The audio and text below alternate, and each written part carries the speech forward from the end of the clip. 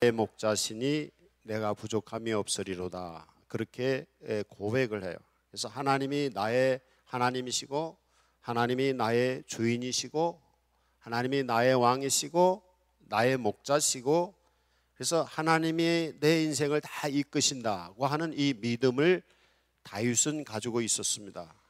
그래서 늘 다윗은 마음속에 하나님을 섬기고 하나님을 사랑하고 하나님을 찬양하는 그런 사람이었습니다. 그런데 이 목동, 베들레헴의 목동이었던 다윗이 왕이 되었습니다. 그래서 너무 감격했어요. 그래서 하나님을 사랑하는 마음을 가지고 왕이 되었을 때 다윗이 그 첫 번째로 하고 싶었던 것이 뭐냐면 하나님의 성막을 짓는 것입니다. 전쟁통에 이 하나님의 법궤를 잃어버렸어요. 그래서 그 법궤를 다시 가져다가 성막을 짓고 거기서 하나님께 예배하는 것, 이게 다윗의 첫 번째 소원이었어요. 그래서 이 법궤를 가져다가 성막을 지으려고 몇 번 시도를 했는데 그때마다 여러 가지 어려운 일들이 닥쳤습니다. 그런데 다윗이 이제 법궤를 가져다가 성막을 짓고 나서 하나님께 너무 감사해서 이제 하나님 앞에 기도하는데 하나님께서 다윗에게 말씀하시는 겁니다. 내가 너와 내 자손의 미래에 복을 주겠다는 거예요. 내가 너를 왕으로 삼은 것처럼 내 자손 만대에 내 자식들로 하여금 왕이 되게 하겠다는 거예요. 그래서 이 얘기, 하나님의 말씀을 들은, 이 약속의 말씀, 축복의 말씀을 들은 다윗 왕은 아주 감격했습니다. 그래서 제가 누구기에, 우리 집안이 누구기에, 어떤 집안이기에 저 같은 보잘것없는 사람에게 하나님이 이제껏 은혜를 주셨고 이 은혜 주신 것도 부족해서 내 미래에 대해서, 내 집안의 자손의 미래에 대해서 하나님이 약속을 하셔 주십니까? 하는 내용이 오늘 초반의 기도의 내용입니다.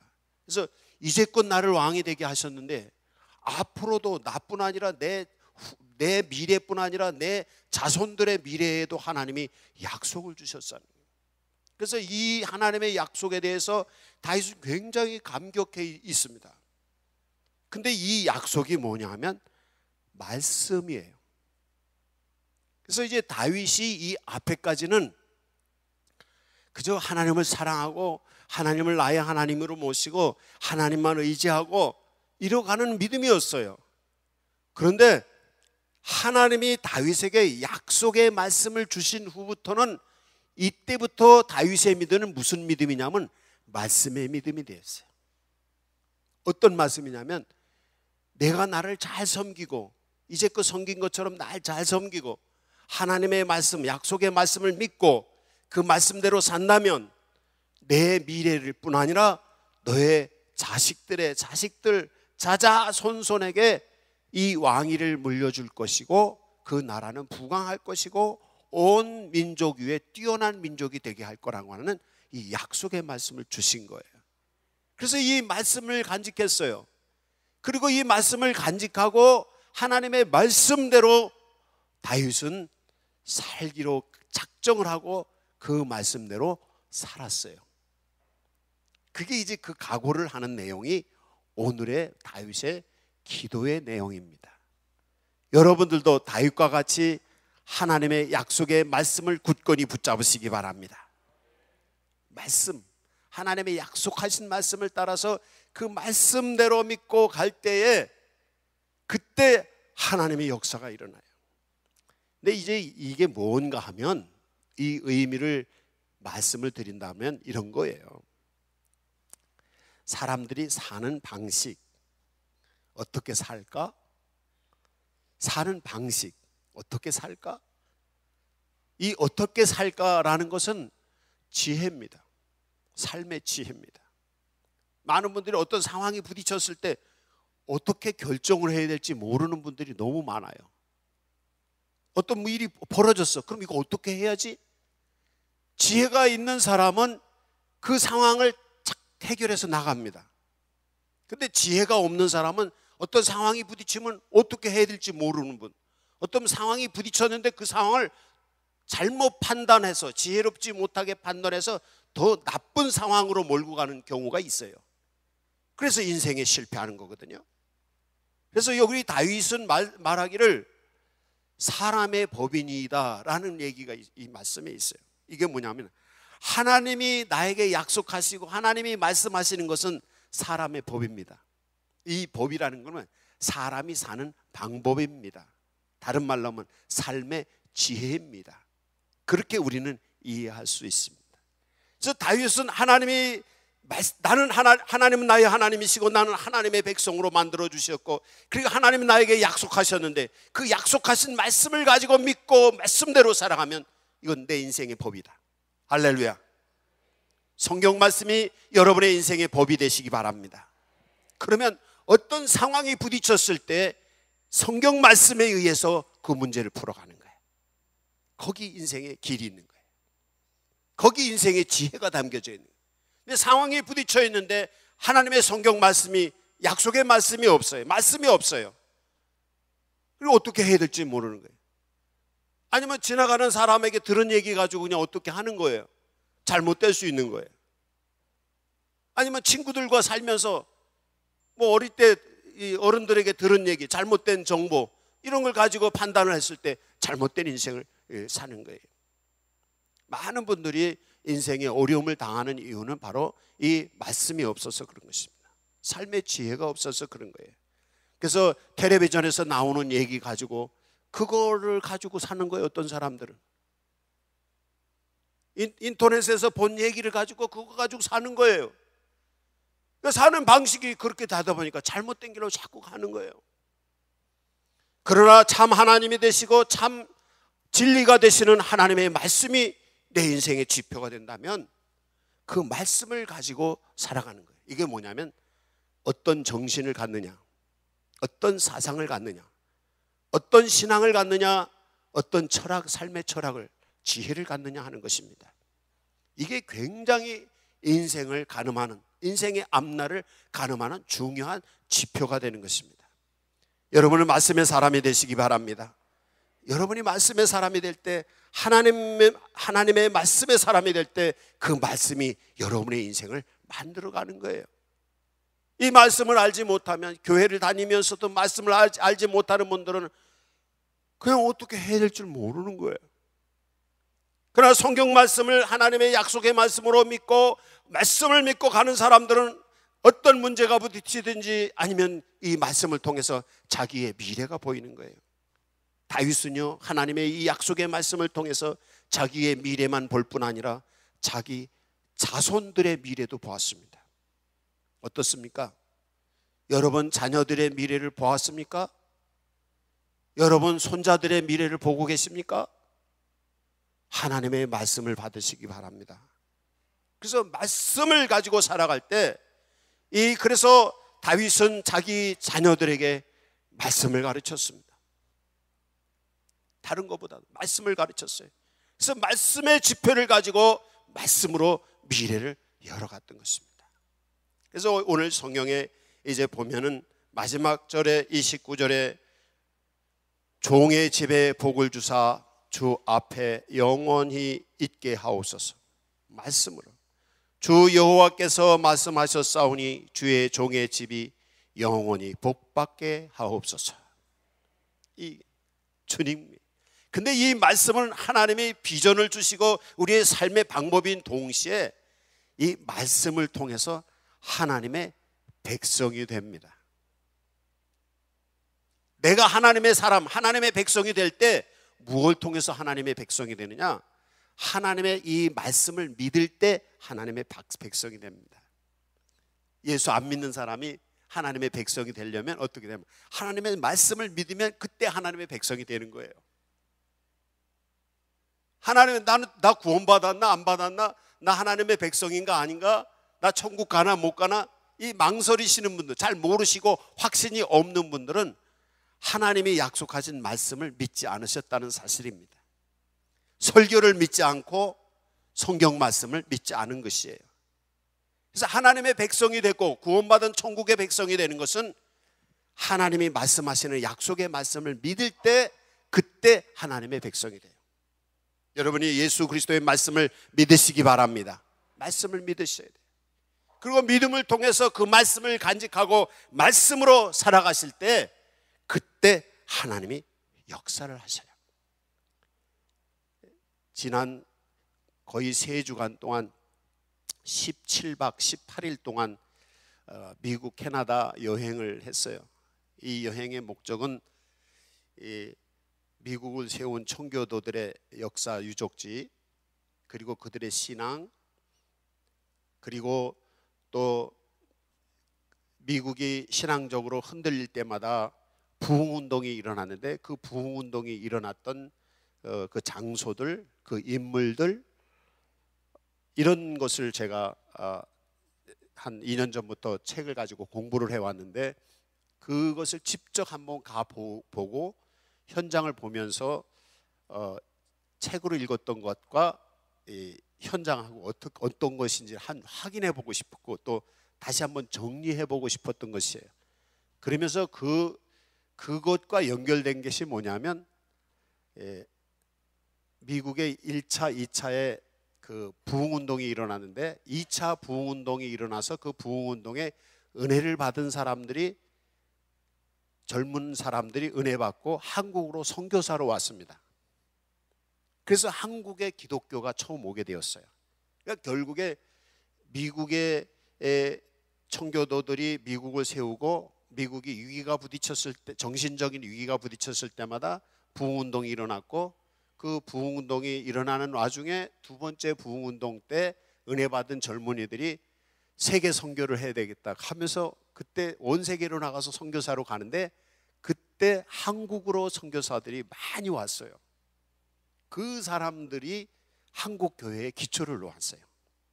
그래서 이제 우리 한국 교회의 뿌리를 찾는 작업을 제가 선교 역사를 공부하면서 같이 한번 가본 것이었습니다.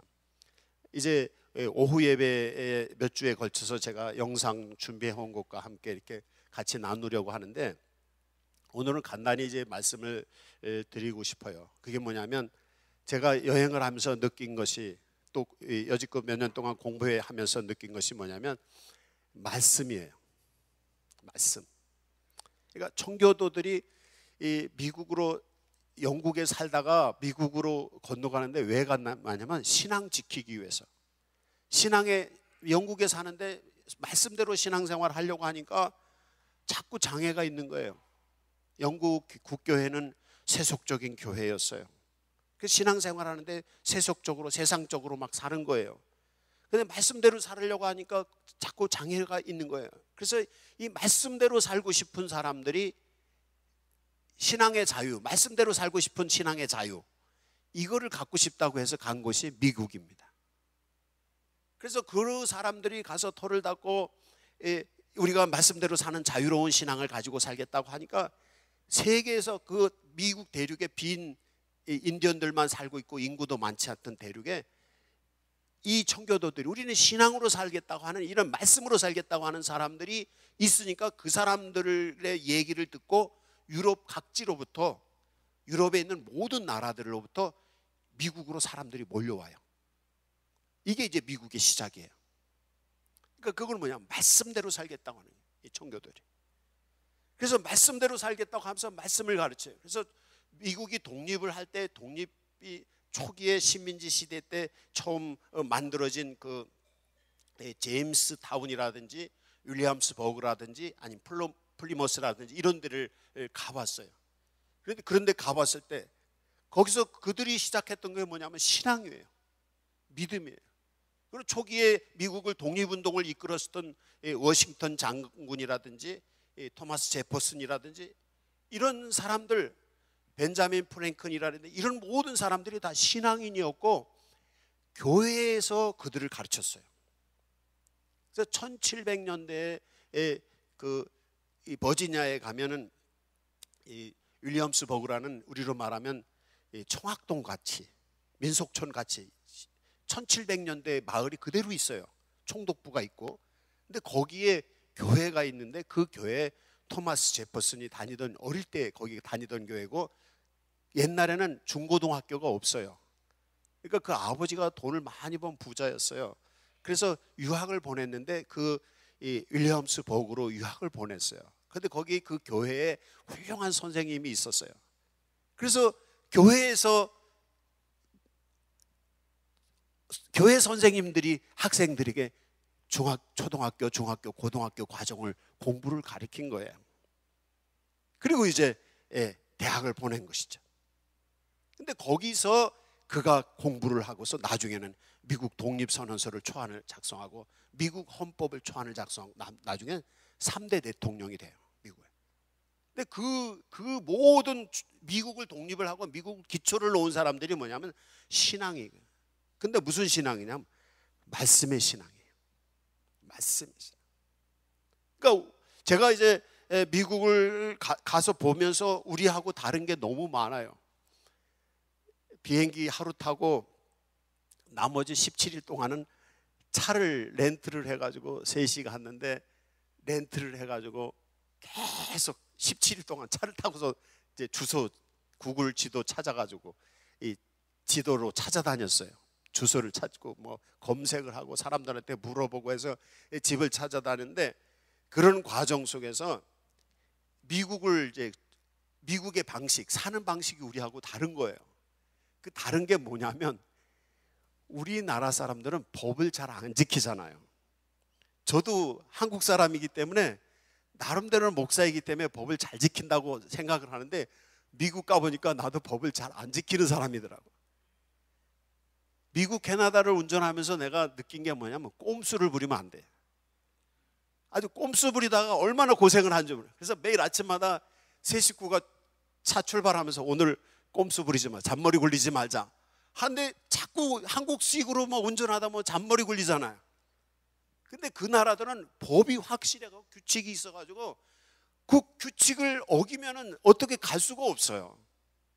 삶 자체가 규칙적으로 법으로 다 규정돼 있어서 아주 틀이 딱 돼 있어서 그 틀을 벗어나면 손해를 보게 돼 있어요.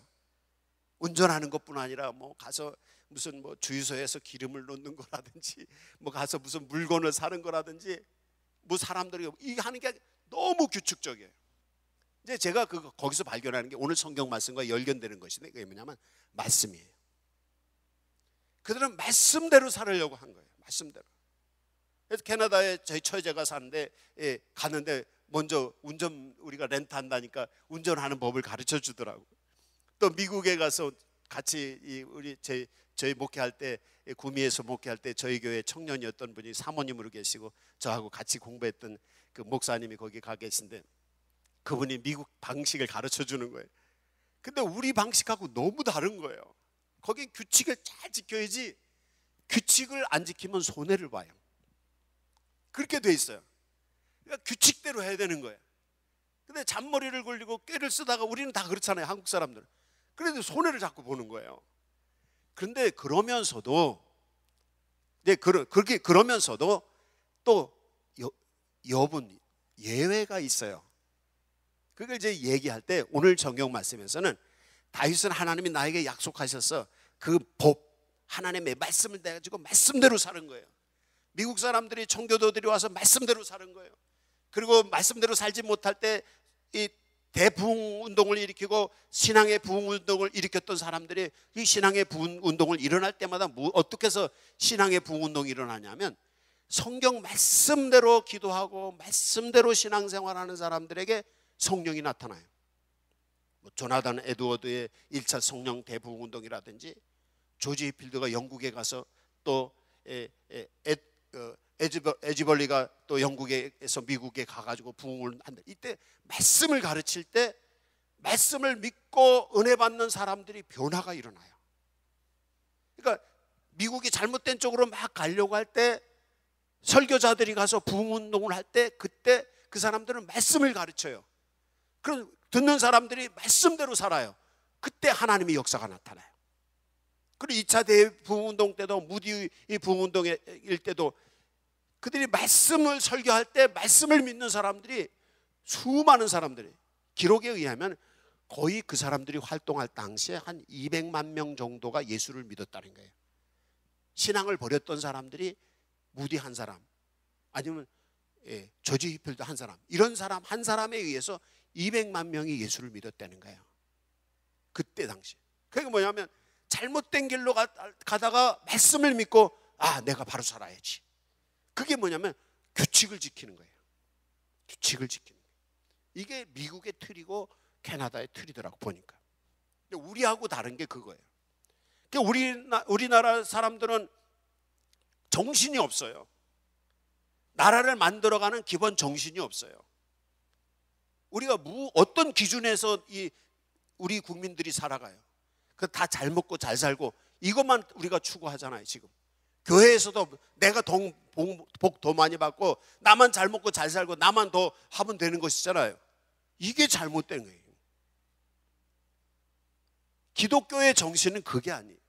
기독교의 정신은 하나님의 말씀을 믿고 하나님의 말씀에 의해서 말씀대로 살아가려고 하는 거예요.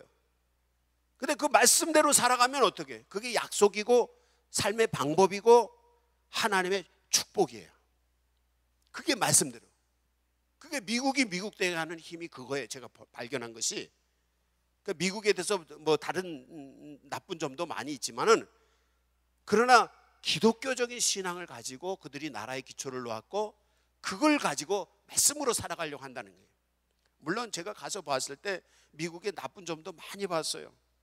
뭐 동성연애라든지 뭐 길거리에 매일 개 끌고 다니는 사람들하고 동성연애자들 막 오토바이 몰고 다니고 차 몰고 다니고 막 시끄럽고 막 춤추고 막 별 완전 지옥 같은 모습도 많이 봤어요.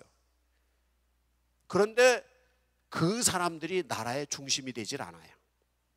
그런 사람들이 많이 있지만 그 사람들의 나라를 이끌어가는 중심이 아니라 나라의 중심이 된 사람들은 신앙을 가지고 말씀대로 사는 사람들이 나라의 중심이 되는 거예요.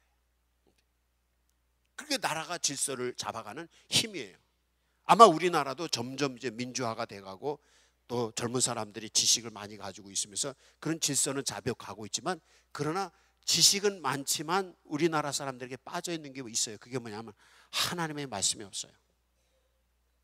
우리 한국의 위기는 이것입니다. 지금 한국의 위기는 젊은 사람들에게 하나님의 말씀이 없습니다. 말씀은 하나님이 우리 미래의 비전이고, 하나님의 말씀은 우리의 삶의 방식이고, 말씀은 우리의 생명이에요. 우리의 힘이에요. 이게 없어요, 우리에게. 제가 가서 발견하면서 본 것이 그거예요. 그 사람들이 하지만 그 사람들에게는 말씀을 가진 사람들이 나라의 중심을 잡고 있어요. 아주 적은 숫자지만. 그러나 우리나라의 젊은이들이 말씀을 붙잡고 있지 않지. 교회 지도자들조차도 말씀을 붙잡고 있지 않아요. 이게 우리의 위기입니다. 한국의 위기는 여기 있습니다. 여러분이 다윗처럼 말씀을 붙잡으시기 바랍니다. 말씀은 여러분의 미래입니다. 여러분의 자손들의 미래입니다. 말씀은 우리나라의 미래입니다. 말씀은 삶의 지혜입니다. 말씀은 위기를 극복하게 합니다. 말씀은 우리의 삶의 지표입니다. 이 말씀을 다윗처럼 붙잡을 때 우리의 집에, 내 인생에, 우리나라의 미래가 보이는 것입니다. 말씀을 붙잡으시기 바랍니다. 이것이. 그래서 이 말씀으로 살아가는. 근데 규칙대로 다 하는데 그냥 규칙대로만 하지 않아요. 또 그게 뭐냐, 규칙대로 한다는 건 뭐냐면 정의를 지킨다는 거거든. 정의롭게 산다는 거거든요. 규칙을 지킨다는 거는. 그런데 규칙대로 하되 규칙대로만 하지 않아요. 그게 뭘까요? 규칙대로 한다는 거는, 말씀대로 한다는 건 법이거든요. 정의거든요. 그런데 거기 가 있는 그 목사님 집에 이틀 밤 자면서 하룻밤 잤더니 그 목사님하고 사모님이 막 정이 있어가지고 하룻밤만 더 자고 가라고 그래서 이제 또 하룻밤을 더 잤어요. 근데 미국 가서 목회하면서 힘들었던 얘기 뭐 이런 얘기를 이제 해요. 근데 얘기하는 중에 그런 얘기를 하는 거예요. 미국 사람들이 말씀대로 법대로 다 하는데, 그러나 그냥 무조건 법을 지키기 위해서 사람을 죽이는 게 아니라는 거예요. 무슨 법, 이 관청에 가서 무슨 일 처리를 할 때 법대로 처리를 한대요. 그런데 법대로 처리를 하는데, 그러나 그 담당자가 상대방 얘기를 다 들어보고 그 상대방의 마음, 그 사람의 상황을 다 들어보고 법을 벗어나서라도 그 사람을 위해서 결정을 해준다는 거예요. 그런 얘기를 해요. 근데 실제 우리도 그런 경험을 했어요. 렌트카를 빌렸는데, 렌트카를 빌리는데요, 그 절차가 얼마나 법대로 복잡한지요. 막 한 30분을 빌려요. 우린 바빠 죽겠는데 시간을 전략해서 그냥 완전히, 저희가 갔다 오면서 비행기에서 가족끼리 우리 얘기를 했어요. 이거 우리 82일간의 세계 일주한 영화 있잖아요. 그것처럼 여행을 했어요. 아침 먹고 막 차 타고 부지런히 달리고 가서 구경하고 또 하고, 그냥 막 계속 바쁘게, 너무 많이 봐야 되니까. 차 운전을 17일, 16일인가 17일 만에 한 3,000km를 뛰었어요. 밤으로 운전하고 막 하나라도 더 봐야 되니까 제가 스케줄을 너무, 그래서 막 다니는데 막 렌트카 하나 빌리는데 막 30분씩 20분씩 막 절차가 복잡한 거예요. 또 렌트카 반납할 때도 그렇고 막 절차가 복잡한 거예요. 근데 마지막 날 어떻게 하다가 비행기를 타러 오는데 비행기 시간이 임박했어요. 에이, 큰일 났다. 이제 이거 반납하는데 한 30분 걸리는데 그럼 비행기 못 타는 거예요. 그런데요, 감사한 게 딱 도착했어요. 근데 그 렌트카 반납 받는 사람이, 저는 영어를 잘 못하니까 이제 딸이 영어로 말했어요. 우리가 지금 비행기 시간이 바쁘다고 그랬더니 그냥 가라는 거예요. 그러니까 그 사람들은 법대로 할 때는 그냥 꼬치꼬치 막 20분 30분 붙잡고 막 다 하는데, 급하다니까 그냥 가라는 거예요. 그냥 가고 이메일로 다 결과는 해주겠다는 거예요. 그게 그 방식이면 법대로 하되 사람을 생각하는 거예요. 우리나라 사람은 어떻게 법 지키려고 사람 잡아, 법 지키려고 사람을 막 공격해, 법 가지고 사람을 막, 우리나라 국회에서도 매일 뭐 여당이니 아니 싸우는 게 뭐냐면 법 가지고 싸우는 거예요. 법 가지고. 거기서 사람, 나라가 망해도 소용없어. 그 따지느냐고 싸우느냐고. 집안 싸움이 왜 싸워? 법 가지고 싸워. 네가 옳으니 그러니 하면서 따지면서 형제들끼리 싸우고 부모 자식 간에 싸우고 친구 간에 싸우고, 사람이 없어요. 그렇다고 법을 지키지도 않으면서. 제가 가서 발견한 게 뭐 그거냐면 말씀의 사람들이었어요. 그 사람은. 그래서 말씀대로 살아요. 법대로 살아요. 그러나 법을 지키기 위해서 사람을 잡지는 않아요. 그게 뭐냐? 법대로 산다는 것은, 말씀대로 산다는 것은 정의를 지킨다는 뜻입니다.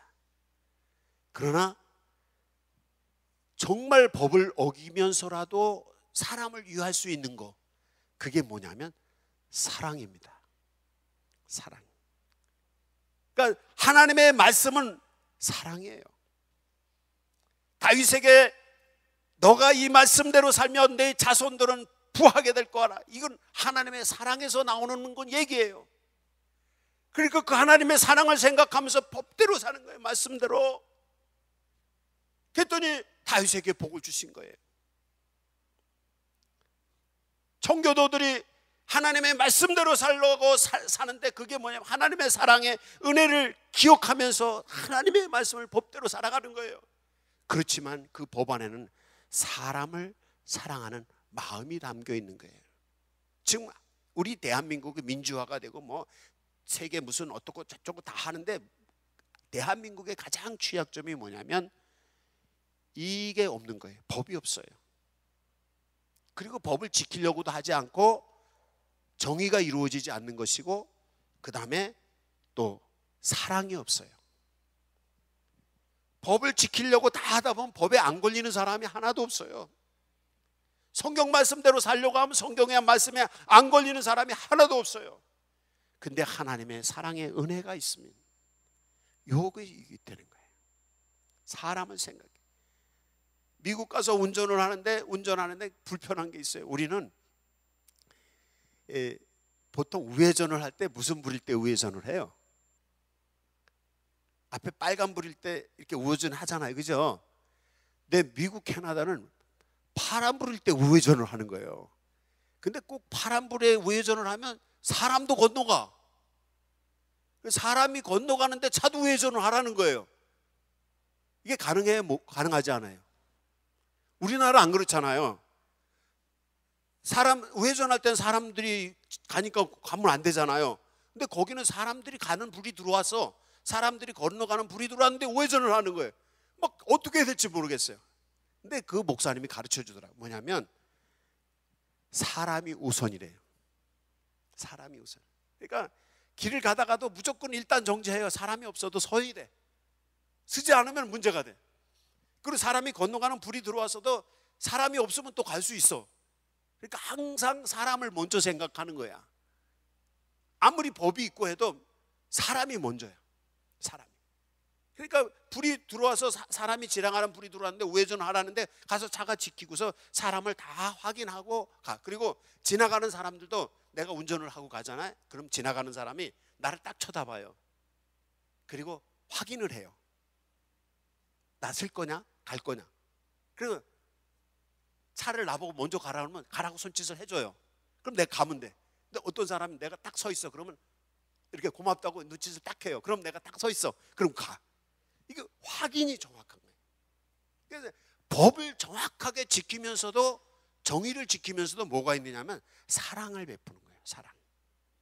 이게 어디 있냐면 성경에 들어있는 지혜입니다. 우리가 이게 우리 대한민국 사람들이 없어요. 우리 기독교인들도 이게 없어요. 한국에서. 우리가 말씀대로 살아야 됩니다. 말씀대로 살아야 됩니다. 이건 사람의 법입니다. 말씀대로 살아야 됩니다. 법대로 살아야 돼요. 그래서 규칙을 지켜야 돼요. 정의를 지켜야 돼요. 이게 돼야 돼요. 그렇지만 어떻게? 말씀 지킨다고 하다가 사람을 망칠 수가 있어요. 말씀 지킨다고 하다 집안 망칠 수도 있고요. 그 우리 속담에 벼룩 잡다 어떻게 한다고요? 예? 초가삼간 태운다는. 이게 뭐냐? 벼룩이 나쁘니까 이놈 잡는다고 불 가지고 지지다가 나중에 집 다 태워버린단 말이에요. 이게 지금 한국 사람들의 문제예요. 자기 집안이 망하는지도 모르고 그냥 법 가지고만 싸우는 거예요.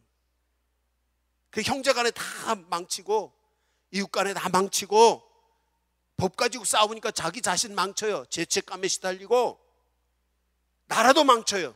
이게 평소에는 법대로 안 하다가 남을 공격하려고 할 때, 싸우려고 할 때 법 가지고 덤벼들어. 이게 우리의 문제인 거예요. 평소엔 법대로 하다가 문제가 됐을 때 뭐가 있어야 된다고요? 사랑이 있어야 되는 것이에요. 평소에는 정의를 지키고 정의의 자리에 있어요. 이게 성경적인 거예요. 그래서 평소엔 말씀대로 법대로 살다가 정의롭게 살다가 문제가 부딪힐 때는 그 문제를 뭘로 풀어요? 사랑으로 푸는 거예요. 먼저 사람을 생각하고 하나님을 사랑하는 것처럼 이웃을 사랑하는 이 사랑이 있었을 때 문제가 풀려요. 이게 복음입니다. 우리가 죄인이었을 때 예수님이 십자가의 보혈의 피를 흘리시면서 우리를 사랑해 주시고 우리를 구원하신 거잖아요. 그 은혜를 우리는 믿잖아요. 그걸 믿은 사람이 그리스도인이잖아요. 바로 그게 그리스도인의 삶의 방식인 겁니다. 그러니까 우리가 기독교인임에도 불구하고 이것을 우리가 못했던 것을 우리가 회개하고, 미국 사회가 잘못됐을 때는 항상 이걸 다 찾는 것이었어요. 우리가 하나님 말씀대로 살지 않았다. 회개 운동을 벌인 것이었어요. 그리고 거기서 어떻게 사랑을 다 찾는 거예요. 이 작업이 필요해요. 대한민국의 앞날, 여러분 가정의 앞날, 여러분 자손들의 앞날, 우리 교회의 앞날, 우리 개인 인생의 앞날은 이 말씀에서 시작이 되는 것입니다. 말씀을 붙잡고 말씀대로 정의 안에 서하시기 바랍니다. 그러나 그것만이 전부가 아니라는 거. 뭐가 있어야 된다? 사랑이 있어야 된다. 문제가 부딪혔을 땐 사랑을 발휘하라는 거예요. 사랑을. 선교사들, 우리 한국에 보내온 선교사들 집을 찾아가고, 그때 대부흥 운동을 일으켰었던 사람들의 집을 찾아가기도 하고, 교회를 찾아갈 때 아무것도 없이 그냥 책에 있는데 책이 자세히, 한국 책에는 자세히 안 돼 있어요. 그래서 가서 어디 무슨 도시다 그러면 그 도시 찾아가서 사람들한테 물어보는 거예요. 또 구글 검색하고. 그래서 가는데, 찾아가는데 구글 검색도 안 될 때가 많아요. 잘못된 것도 많고. 그럼 그 마을에 가서 아무 집이나 사람 만나는 집 가서 문 두드려 가지고 물어보는 거예요. 다 친절하게 잘 가르쳐줘요. 그래가지고 선교사들, 우리 한국에 파송됐던 선교사들 집도 막 몇 시간 해서 찾아가기도 하고, 무슨 붕운동 일으켰던 그 사람들의 뭐 어디도 찾아가기도 하고. 그게 뭐냐면 사랑을 가지고 상대방을 존중해 주면서 해주는 게 문화가 돼 있어요. 이게 이제 우리의 삶의 방식에 배워야 될 큰 나라가 될 수 있는, 큰 민족이 될 수 있는, 그리고 정말 위대한 인생이 될 수 있는 배워야 될 일들이더라고요. 바로 다윗이 그랬다는 거죠. 다윗은 주님의 말씀을 붙잡았습니다. 오늘 여러분이 하나님의 말씀을 붙잡으시기 바랍니다. 성경 말씀을 믿는 사람들에게 하나님의 백성이 되는 것입니다.